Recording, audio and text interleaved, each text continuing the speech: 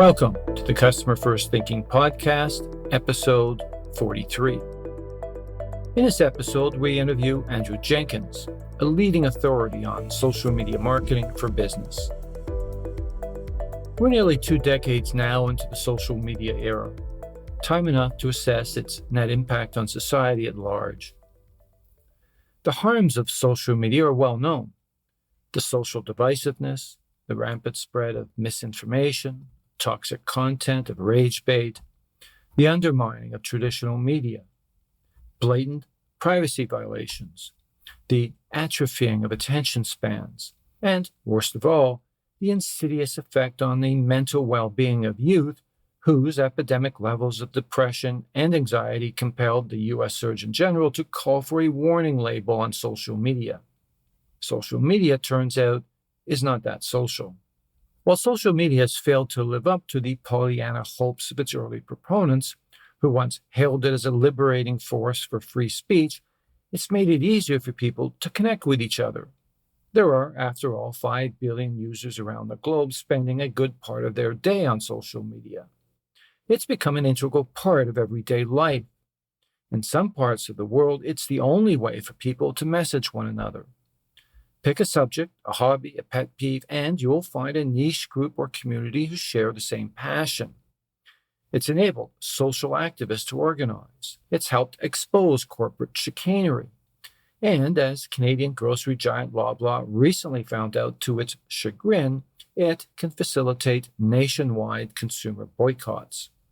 From the start, businesses have understood the importance of having a presence in social media, viewing it as a natural channel to reach potential customers at a fraction of the cost of a standard media buy.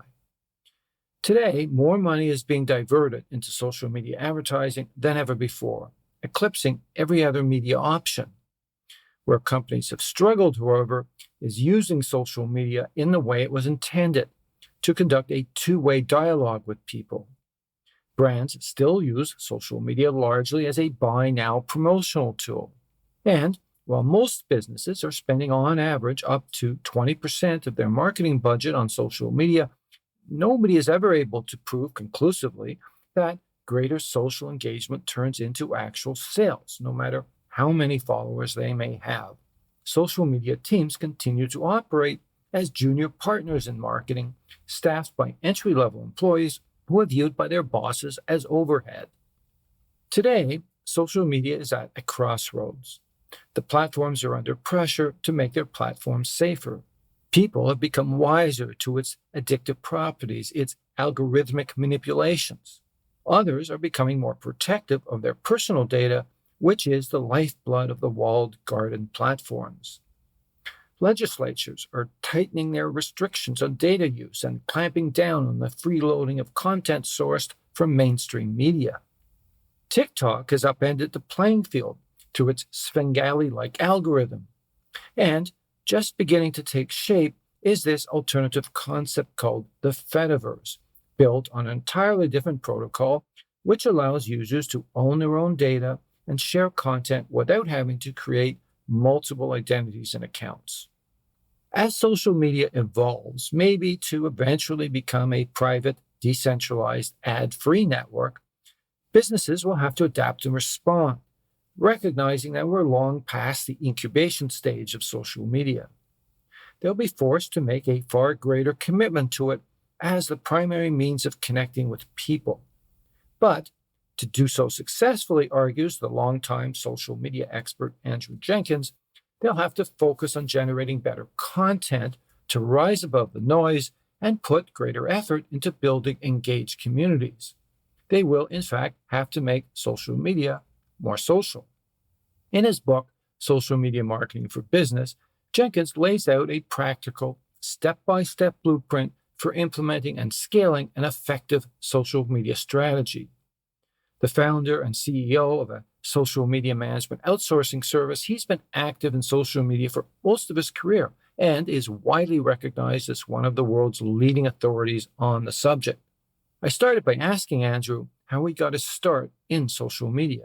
So I had left Bell Canada in '07, late '07, and in '08 I had started doing consulting I had made a connection on LinkedIn in '07 and continued to nurture that relationship for no other purpose than I just, liked corresponding and communicating with this person. They were in the UK, and some months after our initial connection, I was in the UK, met with them in person, and then as all part of that sort of networking. And fast forward a few more months into 2008, and I had reached out to them for some advice, and they said, "Oh, by the way, we have a project here, and we had you in mind for it." And that was to conduct research on all of the predominant social platforms at that time. And so I wrote a report, a research report on all the predominant social platforms at that time. And I looked at them from user demographics, from economics, culture, ethics, a whole variety of fronts, because they were innovation. The organization was the National Endowment for Science, Technology and the Arts in the UK. And for those in Canada who are, or more specifically Toronto, that are familiar with Mars, NESTA is very similar to Mars, that facilitates collaboration between academia, the private sector, and the public sector. And so NESTA was funded by government grants, and they wanted to explore this idea of whether or not social media was the new city. And so I looked at all the social platforms from this lens of how are they similar to a city and how are they different. And so it's a long-winded answer to your question, but basically I got paid to become an expert on all of the predominant platforms of social media at that time. And then I just started parlaying that expertise into, I was already doing consulting and strategy consulting, and started incorporating social media strategy into those engagements. And then over the years, I got frustrated with strategy engagements where came in situational analysis, strategic recommendations, strategic plan. Here you go. And then watching them not do it well, or struggle. And so after a while, I started saying to clients, if it was affordable, would you like to outsource it to my company and have it managed for you? Oh, yes, we would be interested in, in doing that. And that is now the bulk of our business. We just focus on social media management. The clients outsource to us. I'm going to come back to that subject Okay. because I was interested to read that. And you've been at this for a while. You've seen a ton of change in that time, obviously, some from the moment you did that initial analysis to today. How would you describe the state of social media today? Well, because it was in 2008, I have to remind people that the number one social platform in 2008 was MySpace. It wasn't Facebook. And MySpace isn't even around anymore. So it speaks to your question about how do I see it today and how much has it changed. I mean, Instagram is only a decade old, roughly. It has the highest organic engagement. Was in the first 200,000 users on LinkedIn. I've been on LinkedIn for 20 years. It's now, a billion users. So, Facebook is 2.5 billion users. I've been on X, formerly Twitter, since 2008. So, yeah, it's changed dramatically. It is, I've been on TikTok for 5 years. It is, but the other thing to highlight is I have a degree in film production. I worked in film and television. When you think now about where you get your news and your content consumption behavior, for most people, it starts with social and not the other way around. The example I've given in some of my presentations that highlights the dramatic change or shift that we've experienced. You and I are both old enough to remember the final episode of MASH. That was 100 million people, and it was the cliche event television. You couldn't record it, so you watched it when it aired. The final episode of the American version of The Office, when it aired on NBC, was 6 million. But once it moved to a new medium, Netflix, and you could binge and you could consume on your phone, on your iPad, via your television, via your computer, it's far surpassed anything that MASH could have dreamed of or hoped for. And so the way we consume content has shifted dramatically. The devices on which we consume that content has changed dramatically. Like I said, I have a degree in film production, and I can shoot a higher quality film on my phone than any of the equipment I had available to me at film school. I went at the film school I chose. Part of the reason I chose it was because it had a brand new building with all the latest equipment that can now be housed on my phone. So yes, again, lots of change, not overnight, but dramatic. So we're dealing with certain massive fragmentation, and marketing has lived in the mass world for so long. Let's shift the conversation to its impact on how marketing goes about its business. Now it's 20 years since the emergence of modern social media, as you pointed out earlier. Facebook came along in 2004. All these years later, and you're out there doing missionary work. You're, an outsourcing company for a lot of businesses. How well is it understood all these years later by senior marketing management, never mind executive management? Is it still, notwithstanding everything you're saying about its massive impact on media habits and so on, is it still trying to prove itself within a lot of businesses?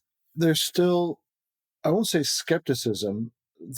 One of the big impediments that still exists is the marketers that we sometimes talk to are marketers that are sometimes in the audiences when I'm giving a keynote presentation. They put themselves in the shoes of those that they are marketing to, as if they were the same as like their target audience, the same as their customer. And then they conflate their own behavior, the way they use social, to be the same way that their target audience uses social.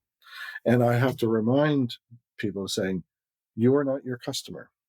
And I use myself as an example. I personally don't spend a lot of time on Instagram. I don't find it a particularly interesting platform. That being said, every one of our clients should be on it, and I can give them all the data to support why. And so I often have to say to prospective clients and current clients, saying, forget yourself. Who you are trying to reach and how you are trying to reach them is best served by the following platforms in the following ways. And here's the data to back it up. And so and marketers trust data. So you have to come armed with data to justify the recommendations. And then, so let's say for the sake of discussion, we've convinced them, yeah, okay, fine. Those are the platforms we should be on, and that's the way we should be using them.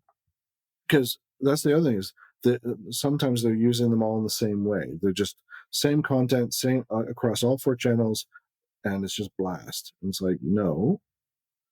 Instagram, if you're B2B, people like to see corporate culture. Use it for recruitment, not to market. So you're indirectly marketing the organization. You're conveying an employer brand. LinkedIn is more professional than Facebook, but that's not to say you can't use them both in similar ways, but somewhat different. So you maybe want to mix up your content a bit. You have to look at each of the platforms distinctly and look at what content and what approach best serves the use of those channels. And the last thing I'll say is many of them still fall back to the vanity metrics. They love a like, they love a follow, and they judge a lot of things by the number of likes and the number of follows. And I hate to burst their bubble, but sometimes to say, oh, that piece of content that got ridiculous engagement on LinkedIn, that was most of your employees. Now, did that help visibility of that content to their respective networks? Absolutely. But your employees are not your customers. So you need to be looking deeper into the stats that validate that your content is reaching and resonating with your target audience that's beyond your employees. That's the challenge, isn't it? Part of the stigma around social media has been its obsession with vanity metrics, as you're pointing out, and the inability to ladder up to the measures that senior management actually cares about. I imagine you must get drawn into those conversations quite a bit to say, build me the business case for social media, build me the business case for a budget that goes beyond the 10 to 20% that I'm given today. Is that the case? Are you drawn into building the financial justification for investment in social media? Well, I can show them that with data why social media should be part of their marketing mix. But I'm also very transparent with them. I will tell them social media will not be your salvation. It should not be your sole marketing effort. Email is ubiquitous. Not everyone is on Instagram. Not everyone is on LinkedIn. Even if people are on LinkedIn, many of them are passive. They are net consumers of content, but they're lurking. They're not necessarily going. You may not have a sense of them engaging. So you need to just be prepared for that. And so the way we approach it is to say, let's put social media aside for the moment, or park it. Let's talk about your corporate objectives. And so I'll often say to the marketers that are potentially engaging in this, I'll say, what's your focus for the next 6 months? How will you be measured? So here we are, we're recording this in June. I'll say, what's the latter half of this year look like? Coming to the end of the second quarter. What's your mandate? What are you going to be measured on come the end of this year? What are you focused on? Oh, we're focused on brand awareness. Oh, okay. We're focused on thought leadership for some of our, key executives. Oh, okay. Oh, we're focused on lead generation, or all the above. Okay, fine. And then I look at where and how social media can complement it. And you've mentioned the book. I talk about it in the book that social media should be an overlay to what the company's doing versus trying to bend the company's will to social media. We do use the vanity metrics like a follow or a like, but we refer to it as the 3 C's of social media ROI. The first C is community, and that includes fans and followers. But it's not for vanity. We want to leverage that community for them to extend the reach of our content. You want them to be engaged. You want to build rapport and potentially a dialogue. And there will be a subset of your community that are highly engaged and more likely to amplify your content. The second C is content. We want to show over time that the content that we produced in conjunction with our clients perform well from an engagement, from not just a like, but hopefully a share, etc. And if we're writing content for their website, or we're creating rich media like an audiogram or a video clip, well, then we can show in views how well the content performed. And then the third C is conversion. And this goes back to, like, as you said, sometimes people say, like, what's the point of social? Well, we want to show that over time, the referral traffic to your website driven by social, we're not going to replace organic or direct ever. But can we show that social's portion, that we moved the needle? The piece of pie associated with social got bigger. And we're sending people to their website to read a blog, to listen to a podcast potentially that's embedded in their website, to register for a webinar, to sign up for your newsletter, or to fill out a contact form because they want sales to contact them. Whatever the criteria of success stemming from the website is what we're focused on. And that's even though I said 3 C's, that third C is the most important because it's on a property you own, which is your website, and it's focused or aligned the most strongly with your corporate objectives. Yeah, I mean, part of the challenge here is that for so long it was treated as this department. And what you're describing is social media really infuses every aspect of marketing today. You can't separate it out from any part of the communications channel because it is the communication channel in many cases. It should. The joke is that social needs a seat at the table. But like we're telling clients, oh, so what conferences are you attending? And they'll say this, and this. And say, can you just take a picture of the poster board or whatever at the front of one of the breakout sessions or the agenda or whatever? Take a picture if you're speaking on a panel. you're speaking. Can someone take a picture of you on stage? I was recently speaking at a conference and exhibiting, and I put I got two lanyards, one for speaking, one for exhibiting. I put them on my exhibition table, took a picture, and said, "Great to be back at DigiMarcon. Looking forward to speaking and exhibiting for 2 days." And didn't that I wasn't in the picture. It was just a picture of two lanyards on a table, and it got lots of engagement. But I'm used to it. It's a habit I have formed. When we're talking to clients and they've got staff going to an event, it's foreign to them to start thinking about, oh, this could be content. Oh, this could be content. Just a simple picture. And we've shown them saying, when you have a picture of one of your senior leaders on stage, it gets a lot of engagement. It doesn't have to be, an Annie Leibovitz quality picture. It can be from your phone. Don't get hung up on production value. People are more intrigued with the immediacy of your content than the production value. Well, and the popularity of TikTok really emphasizes that point, which Absolutely. we're gonna come back to the impact of TikTok on the entire business. I'm still caught up a little bit in the integration of social media into businesses, and one of the things in your book that's brought out quite clearly is it can be a drain on time and resources. Content generation alone is relentless, as as you're describing it. You do have lots of tips in terms of gaining efficiencies, but certainly it's a resource heavy area. Is that why, and this is the outsourcing question, a lot of companies just choose to say, I don't want to have to handle this internally and hire the staff and find the specialists and devote the time. I'd rather outsource this. Is that more the preferred model today? Or is there some other hybrid organizational model that organizations are happy with? In other words, outsource the content, but will insource the day-to-day management of posts coming in and comments coming in from customers. How do you see it working best today out there in the real world? It's a continuum or a spectrum. So we have some clients who, and I'll just use us as a company as an example, who hand over the keys. Like, you do it all, and there's minimal conversation between us and them.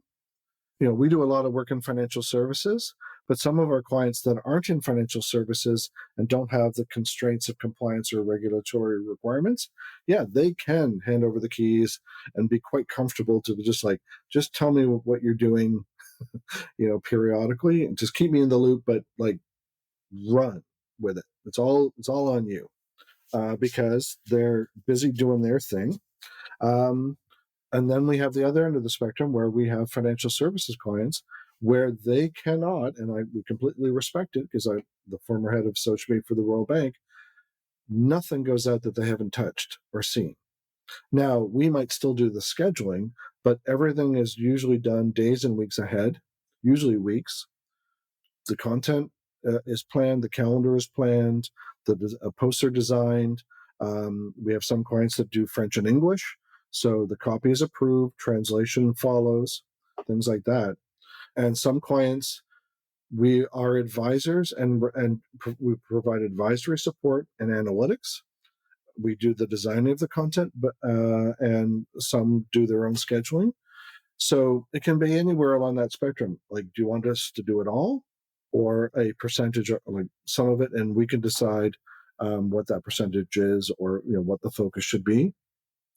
Many of our clients have digital marketing resources in place, but they're doing a million different things. And as you identified, social is always on.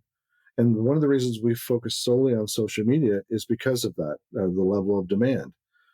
You don't, unless you're a big retailer, you're probably not sending out an email every day to a newsletter list. You're not building a new website every day. You're not rejigging your SEO every day. And I'm not diminishing any of those. Those are all critical, of critical importance. But social is the only one of the digital marketing realms that is on every single day that demands content. And if a company chooses not to outsource, if it chooses to in-house the function, where does it reside, or where should it reside? Some companies put it in communications, some in marketing. There's the whole content marketing group that somehow, has to collaborate with social media, obviously, or treats it as a channel. How do you see that best working when it's in-house by a company, when a company really takes social media seriously and says, I need to make this part and parcel of our everyday business? How do you see that working? The most hated answer is it depends, Yeah.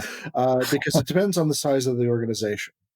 So if you have distinct business units and it's sizable, so the World Bank was 90 plus thousand people. It had insurance, it had retail banking, it had technology and operations, it had wealth management, and you had communications people in each of those divisions.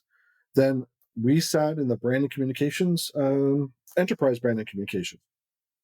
So we sat above it all, and I don't mean that from a arrogance point of view. It was just the branding communications, enterprise branding communications, had visibility across the entire organization. And I used a model that had been developed by this. We're going back, nearly 15 years. There was an organization called the Altimeter Group that was an early thought leader in social media, and they talked about, well, there's the sort of the military general, and the different platoons and business units below that. So there was all looking at all the different organizational structures, and there was this idea of, so is it authority and down? Is it satellites? So every business unit has its own autonomy. Well, then you ended up with like a multitude of social channels, and this can happen in any organization. You end up with a dog's breakfast of social accounts, no coordination of efforts between business units, and it can detract from the brand. And so the organization has to decide, do you want to be a mile wide and a foot deep? Do you want to be on one or just a few and really well execute on the few? And as well, like, who has the authority? So is it branding communications? Is it marketing? Is it digital? My sense is, or I tend to recommend forming, whether literally or loosely, a steering committee, even if there's not a figurehead, some sort of collaborative committee that represents. You've got the digital, you've got brand and communication, you've got marketing, Customer service.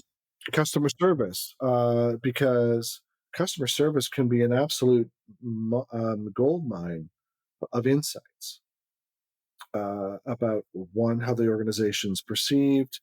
I remember Salesforce, they had bought a company called Radian 6, which was a social media listening. They would use it to listen for mentions of their competitors, but specifically mentions about features and loves and hates about their competitors. And that information would be routed straight to the product group. The product group did not have to have a presence on social to benefit from social. The company was listening and giving the insights back to the appropriate stakeholders.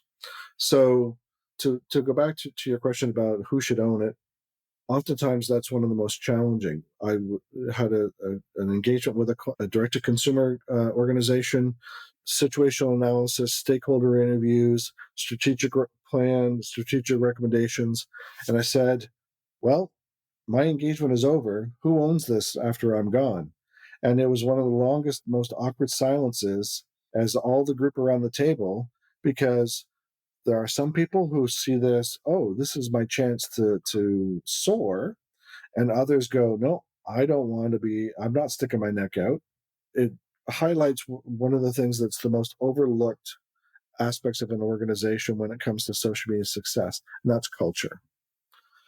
And so if it's a highly collaborative organization that, everyone's rowing in the same direction, wanting the company to succeed, well, that's probably going to cascade into a more collaborative approach to social. But you can also have organizations where you've got disparate silos working at cross purposes in social, where they're almost at war with each other. And so what ends up happening is their audience gets mixed messages. You have duplication of effort. You have the wrong content going out at the wrong time, or just absolute ton of missed opportunities as well. Well, it's Byzantine, and your your book makes that case quite explicitly, which again, one of the treasures of the book is it opens your eyes to just the complexity of it all. I want to move into slightly different territory, and this sort of goes back to my question earlier about the state of social media.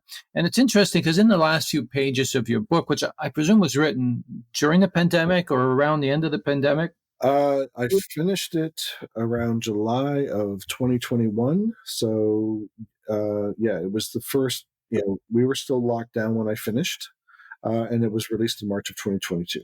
So it is interesting because in the last chapter, in the final few pages, you make this point that, and you hold up this hope, and I'll quote you here: "Your hope that we have moved beyond the polarization we have experienced, quote unquote, in the pandemic, and then your hope is that we're going to return to business as usual." But it seems to me, going back to my question about the state of social media, that polarization in social media is business as usual. Like, is it just a fact of life now? How do businesses insulate themselves from it? How do they not get drawn into this and this kinds of points you're just raising, which is, it can be so fragmented within a company, and customer service is often on the front lines of some of this. Is it even possible today? Do businesses have to strongly think about how they deal with this unfortunate element, this duality in the human species, where we're good and bad, and how do you manage through all of that? Well, you raise an interesting point because we could not have predicted, of recent events like October 7th in Israel and Gaza.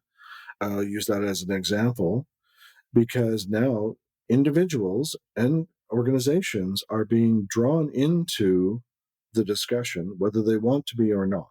Yeah, being asked to take sides. Yeah. Yes. And so there's a lot of, and I can't say that there's no easy answer, but if you are an organization who has any monetary ties to certain regions or certain sides of a debate or a conflict, you are going to have to be prepared uh, to speak to it to some degree.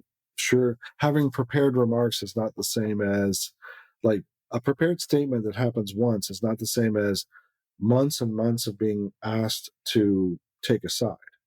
And but it can run the range from, we had an engagement with a pet food company that I was referring to earlier, where someone jumped onto their Facebook page and said, your pet food killed my dog." And that was escalated all the way to the CEO in overseas. Half the battle is, if there's a willingness, half the battle, in those sorts of circumstances is to acknowledge that people have an issue. They've raised an issue.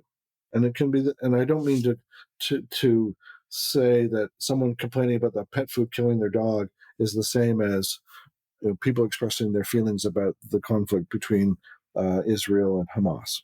I'm not. Let me just state that. But anytime someone has an issue and they bring it to a brand, first step is to acknowledge it, say, "We hear you, we understand that you have an issue." And it's not that they have to take a side. Acknowledgement is oftentimes enough to diffuse the situation, and they can decide. We're open to discussing this further with you if you'd like to call our 1-800 number or whatever it might be. This Israel and Hamas conflict, that's a far more complicated situation because there are financial ties. There, like, universities that are having protests on campus, and people that are not students are coming on to the campus to participate in those protests. And then you have the schools that have, especially in the U.S., endowments that are from one side. They're in a precarious position. Students go to university, they learn critical thought, they learn to question authority, and so the very things that they learn that they're now applying make it so, like, oh, the university was successful in teaching them to question authority and apply critical thinking. Well, now it's being applied. They're in a sense biting the hand that feeds them. and that's creating a real problem. Um, we did some work with a financial services company where a member of the CEO of the company happened to be Jewish. A member of staff was posting pro-Palestinian content on their personal Facebook page, which was their right to do, but their personal Facebook account was not locked down. It was open and visible to the public, and therefore potentially visible to clients.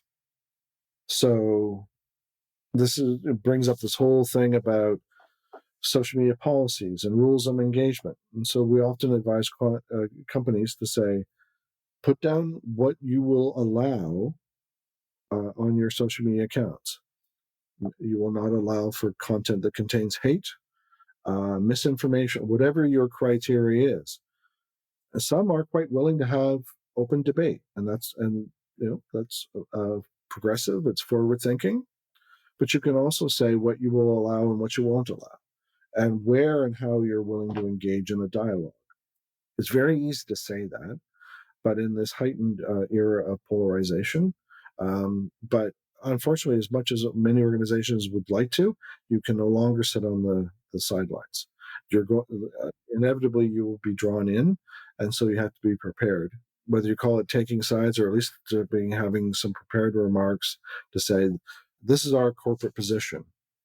But increasingly, from a recruitment, the younger generation are looking at organizations and how transparent they are with their values and that which infuses into their employer brand. And so, if you're not aligned with my values, I have no interest in working for you or working, supporting you. Or potentially buying your products. Yes. I'm going to move on to, we referenced it earlier, TikTok. So it's obviously been a massive game changer. We know the U.S. is now trying to force its sale or even banishment. Certain states have moved forward on that. But outside of the whole data issue, how has it permanently altered the landscape of social media? And if it is banned, if it does disappear, I mean, it's got, what is it, the third largest platform now. It's got a massive generation of Gen Zers, following it daily. It's hard to imagine anything taking its place, but in the event that somehow it does disappear or sold, what takes its place? So, what's your perspective on the future of TikTok and again, its impact on social media? The pandemic was instrumental in its growth. I'll use one. There was a hashtag called Mums of TikTok, using that as an example. Women at home with children, whether they were stay-at-home moms or they were working moms, but now at home because of the pandemic, having to do a multitude of things all at the same time. That Mums of TikTok hashtag exploded to a community of billions. I think the usage was astronomical. It was one of the largest single communities on TikTok because women that found themselves dealing with all that they were dealing with during the pandemic wanted to find other people. They wanted to find their supportive community. They either wanted a virtual shoulder to cry on, or an outlet to rant, or a place to find and share a laugh, and all of that, commingled. And that was one of the biggest communities and the biggest, I'll call it, instruments of growth for TikTok during the pandemic. And though now there's, book TikTok, then there's film TikTok, and all these distinct communities. And the algorithm there, I don't have to follow anyone if I don't want to. If just how I react to the content based on my interests. Now, this is going to sound weird, but coincidentally, when I grew up, my father had horses. So I know what a blacksmith is, and I know what shoeing a horse is all about, and so on. Well, I've watched, and the proper, or I must say proper, but the other word for blacksmith is farrier. And there is farrier TikTok. There's tons of videos of blacksmiths or farriers shoeing horses. or there's vets working on the infected hoof of a cow. And some of these videos are getting like hundreds of thousands of views. And it's like, no, you couldn't have said to me 5 years ago, you're going to watch a video of a blacksmith shoeing a horse and find it fascinating. But that just speaks to how well this unique platform that is TikTok is testing your interests and what you'll respond to, and then giving you more and more of it. Now, because of that, it has this outsized influence. And because it's not controlled or regulated by the US government like the others are, and not necessarily subject to, I think, whatever, Section 230. And Mitt Romney said this on a panel because it was showing pro Palestine content at a much higher ratio than pro Israel content. It was concerning to them. So they said the quiet part out loud. And I don't say that to take sides. What it is it shows that the politics is infusing itself into the situation. And because they can't control the message, it concerns them. The ironic thing is they can't control the message, but both the prospective Republican nominee and the Democratic nominee, I'm just using U.S. examples, are on the platform because they recognize if you're trying to reach Gen Zs, you have to be on TikTok, hands down, because that's where they get their news. There is a TikTok account called Under the Desk News that has 5 million followers. I'll watch content from TikTok from TV stations or TV channels or cable channels. I'm not watching them on their channels. And that's the same with the other 2.5 billion users.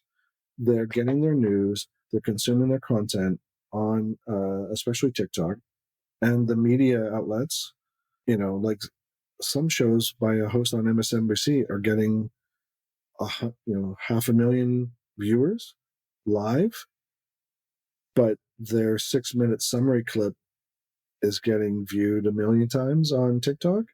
The writing's on the wall. Yeah, it's crazy. Now, Facebook, just to talk about the impact of TikTok, has been kind of looking enviously over at its rise and wondering what it could steal or borrow.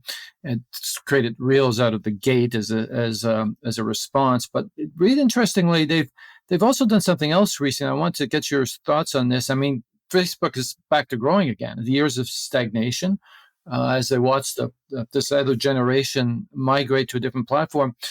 Now, apparently, they've altered their algorithm to shift away from promoting friends and family content, which is what the platform was all about now, to expanding the algorithm to recommend content more broadly based on user preference and interest. Again, in other words, taking their cue from TikTok. What's your perspective on where Facebook is today and where it could be going? It's the TikTok effect. It goes back to what I was saying earlier about if you want to be a mile wide and a foot deep on all, or do you want to be on a select few? And it comes down to, if you're starting a Facebook page today, and I have some clients that were starting a Facebook page today, they are warned you're going to need to have funds set aside for paid to get your page off the ground.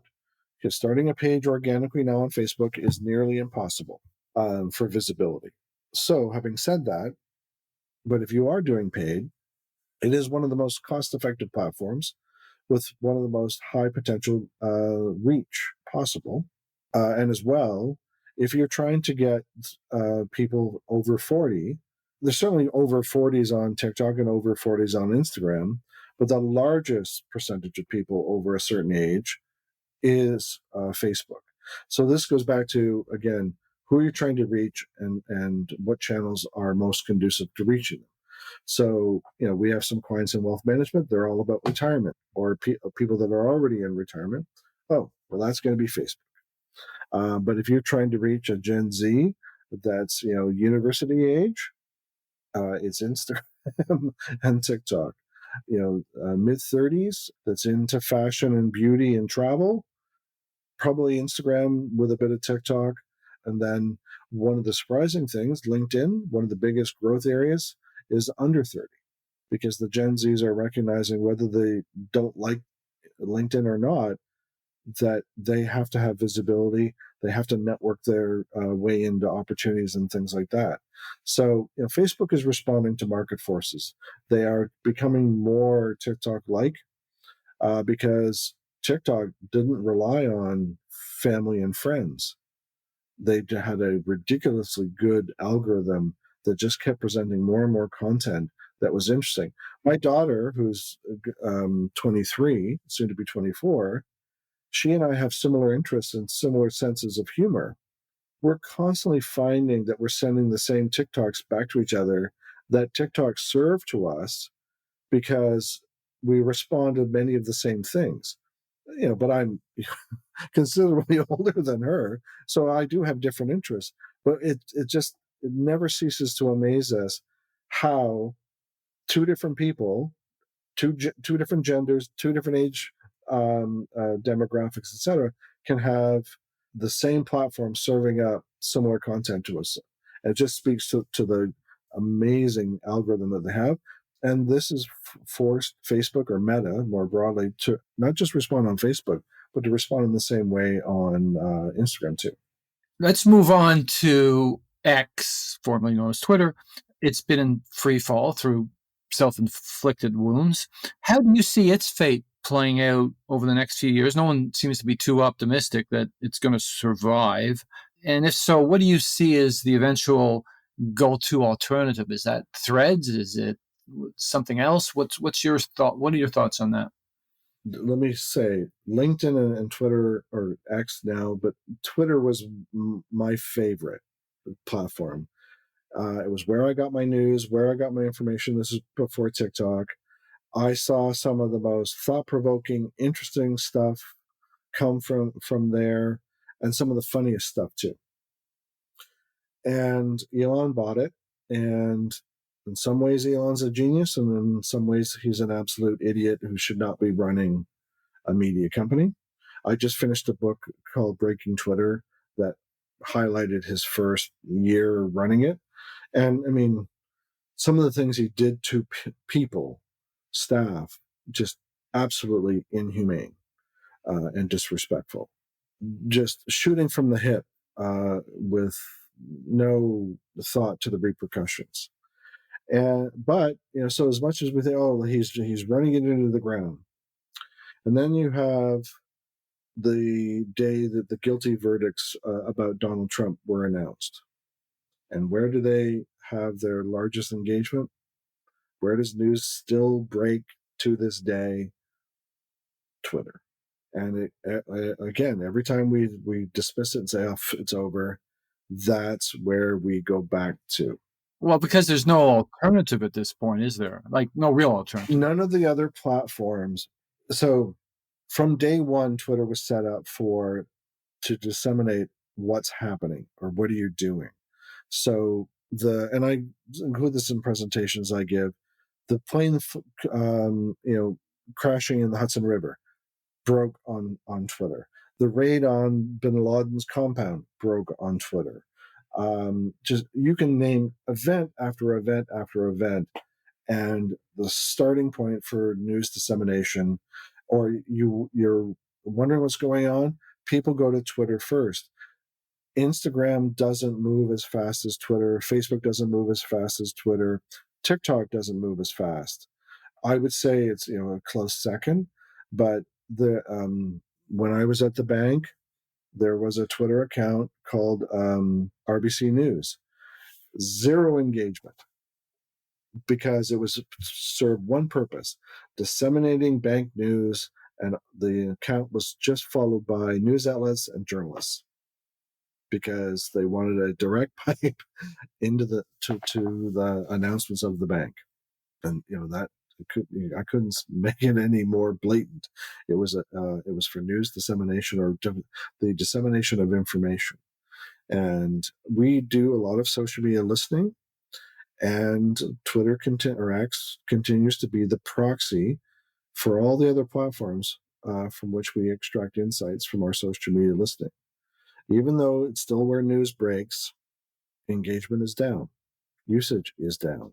were recently on an engagement with a client in the healthcare space, and they asked us to grow their following on Twitter. And the healthcare industry in Canada is bigger on Twitter than it is on Instagram.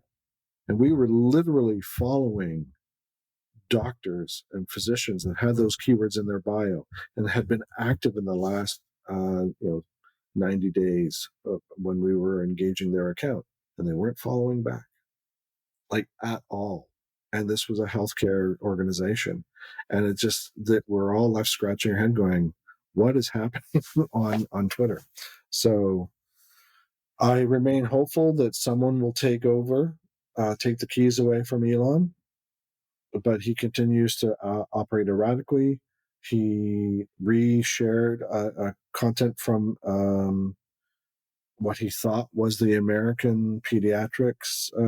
It was about transgender transition surgery, and it turned out that he had reshared basically a hate group that poses as a pediatrician organization, but nobody looked close enough, and so that tweet of his, I don't know how many, I forget how many millions of likes and shares. And so he's actually at the core of it, disseminating misinformation. So if the CEO is sharing misinformation, what hope do we have for the lay people? No kidding. A couple of other platforms I just want to touch on, and then I want to talk about something completely different in terms of infrastructure. And that Reddit just did its IPO. Content moderation has been the bane of existence for many social media platforms. I'm thinking of Nextdoor as an example. It's been a terrific challenge for them. But Reddit's somehow, after being a basic sewer for the worst of humanity for a long time, figured it out. And they straightened it out through proper governance and moderation. What lessons do they have to offer to some of the other platforms? If they can do it, is it not replicable by all the platforms to take the misinformation, disinformation, you name it, out of the conversation? Well, it should be said that while they might be looked at now as, doing a better job of moderation, are they finished the journey? No. Did they have a woman CEO who was absolutely victimized by misogynistic content and like was so mistreated and so like a victim to undeservedly so by Reddit communities, that she left, and then one of the co-founders, I believe, returned, and one of the big mandates was like, and in order to go public, they had to have this under control to some degree. But this speaks to a broader issue, and some will remember Tumblr. One of the often most, I won't say overlooked, but sort of dismissed or sort of like, don't look over here kind of things, aspects of the internet is and I used to work in e-commerce, and I would talk to companies that provided merchant accounts for taking credit card transactions in the U.S. that would work with the software that we did for e-commerce for small to medium business. And one of the things they didn't like to talk about was just how much money they made from porn and gambling from credit card transactions. So e-commerce is the small tip of the iceberg, but beneath that is this gigantic iceberg of gambling and pornography. And the technological advancements of your ability to put in a credit card, sit and have it safely encrypted to do a transaction such that your credit card would not suffer from fraud was driven by advancements in the porn business or the subscription. And I'm not trying to get dark or take us in a difficult direction, but Tumblr had tons of pornography on it, which fed into its engagement and user base, which was fed into its valuation when Yahoo decided to buy it. Yahoo buys it, publicly traded company, can't have porn. And I'm not here to support pornography on platforms like that. It had to purge a lot of the objectionable material. And once it did, like some of the like Yahoo got or Tumblr got bought by like for a few $1 million by somebody later.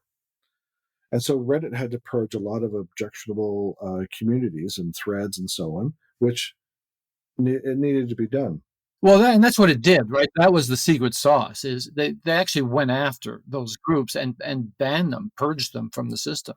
They didn't just purge the posts; they banned the producers of the posts. Yes, and there has been a bit of back and forth between some of the moderators or mods, as they call them, because they're not paid, but they empowered some some moderation to certain things. But they also, to your point, had tried to put in some community standards that you as a mod have to adhere to these standards, or your community isn't going to aren't going to house it anymore. And one of the interesting developments, and sort of to tie this into AI, there's a solution called Perplexity that competes now with Google as Google's a search engine. Perplexity calls itself an answer engine, and so you can use it as an AI solution to conduct research, to rewrite content. But one of the interesting things about Perplexity is you can actually narrow it in terms of where you point it to crawl content, and you can point it solely at Reddit. So I was doing some research about prompt engineering, and I can basically, instead of like sifting through all the disparate communities on Reddit, I can use a solution like Perplexity to make me more productive, to extract more value from a platform like Reddit. The reason or I want to tie it back to your mentioning of Reddit, I'm wondering if something the likes of a Perplexity and some of these other emerging AI solutions working in conjunction with Reddit will even potentially have an influence on increasing its value and its usefulness to people. Like a lot of things, there's a lot of times things go viral on Reddit that end up on the other social channels, unbeknownst to like people may not recognize where this video that went viral.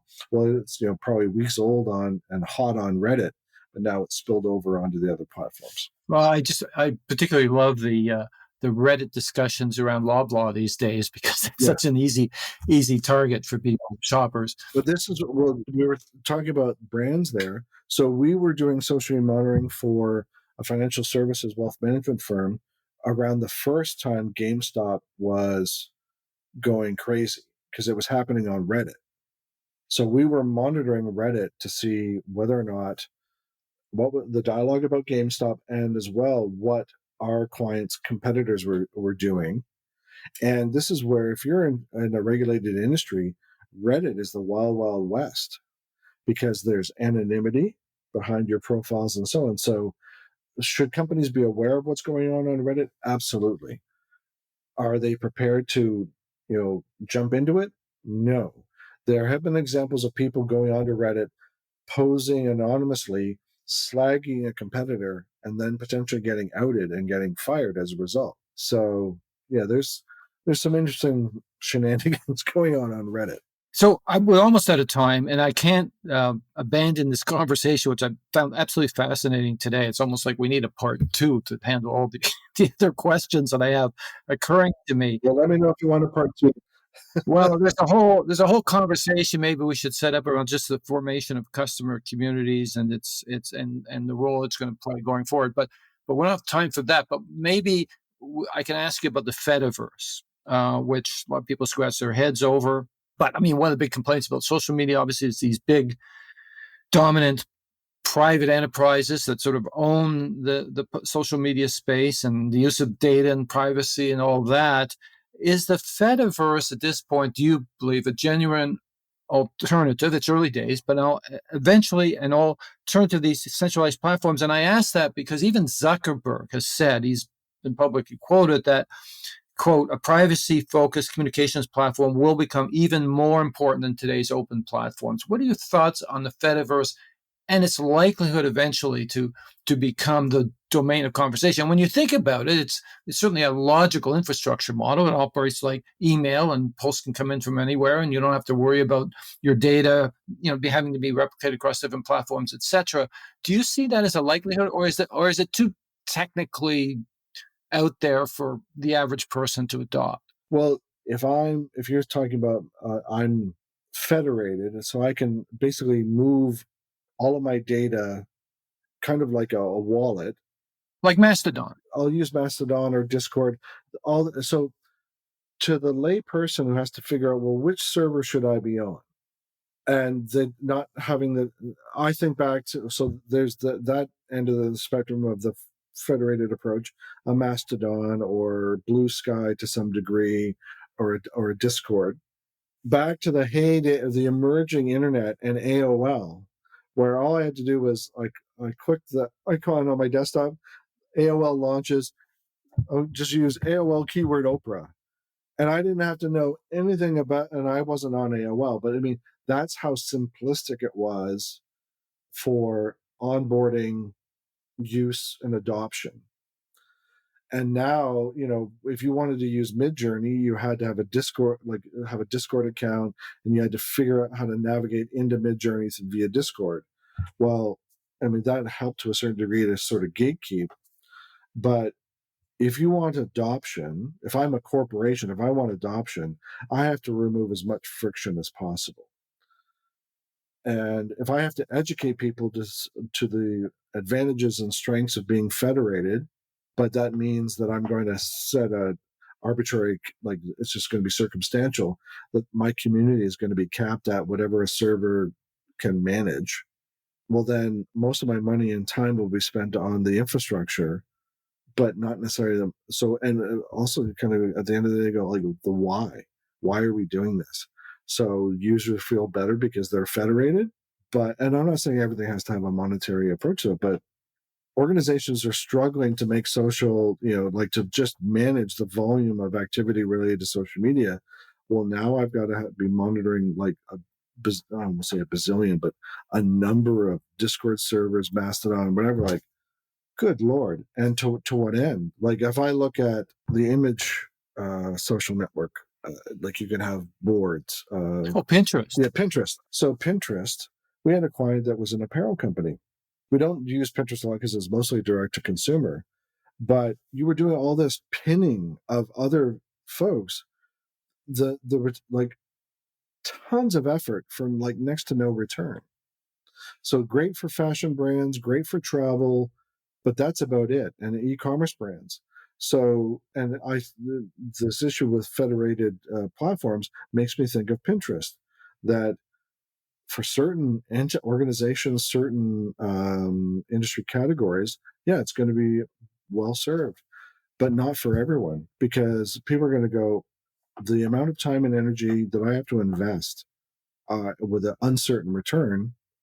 Oh, great! My customer, my end consumer, might feel better from a values perspective about us being connected to one another through a federated platform mechanism. Great, but if that constitutes like less than 2% of my audience, but the cost of an energy required, it isn't worth it. So it becomes a problem. Certainly, the complexity issue is a big barrier, at least at this point. But who knows? Mastodon's been around for a while, like 5-8 years, maybe even a decade, but not to any degree of popularity. Even with Elon, it had a blip of activity, but one of the things that held it back from mass adoption was this whole federated mechanism. To the lay person who had, what do you mean another server? Like pick a server? Like I think back to Second Life when I did the social media research project. Like the amount of things you had to go through to join Second Life, but the ridiculously high barrier to joining. But once you were on and found your like-minded people there, the one thing it had that no other social network had was magic, is why I describe it. I could fly from one island or one community to another. I could walk through people. If I wanted to be a 3-foot tall midget that carried a sword, and when I say a midget dragon, I could be whatever I wanted. But then I was anonymous too, and so I wasn't distrustworthy. So again, it goes back to every platform has its nuances and its strengths and its weaknesses. It certainly does. Hence the need for somebody to come in and help organizations sort it all out because it is complexity. It's constantly evolving and changing. We could have this conversation 3 months from now, and we'll be talking about entirely different things as well. So I just want to appreciate the time you've spent today. You're one of the top experts in Canada for a reason. Your knowledge is quite extensive. The book is great. It's a great guide. So I really quite enjoyed it. It's very easy and accessible to read as well, and it's very well structured. So I'd certainly encourage anybody to read it to get up to speed on what they should be doing. You certainly ask all the right questions. So I appreciate you answering my questions today. It was a very productive hour. Well, thank you very much. I really enjoyed it and appreciated the opportunity to share some of my thoughts. Thank you.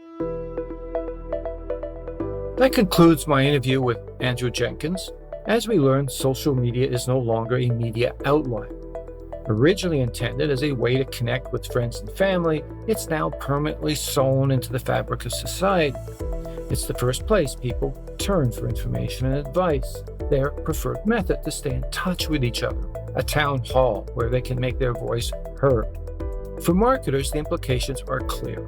Social media management has to move from the periphery of marketing and become the epicenter of engagement with customers. But brands can only join the conversation if they have something meaningful to contribute, and that demands more agile and imaginative content creation.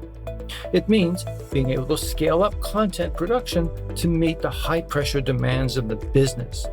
But most importantly, it means operating with a cohesive strategy and plan connected to the goal of creating a more personal dialogue with customers. You can find past episodes of this podcast on customerfirstthinking.ca, where you'll also find articles, strategic frameworks, video, and more on the transformation of marketing. In closing, a big shout out to the illustrious Mary Chan at Organized Sound Productions for her contribution to making this podcast happen. Until next time, thanks for listening.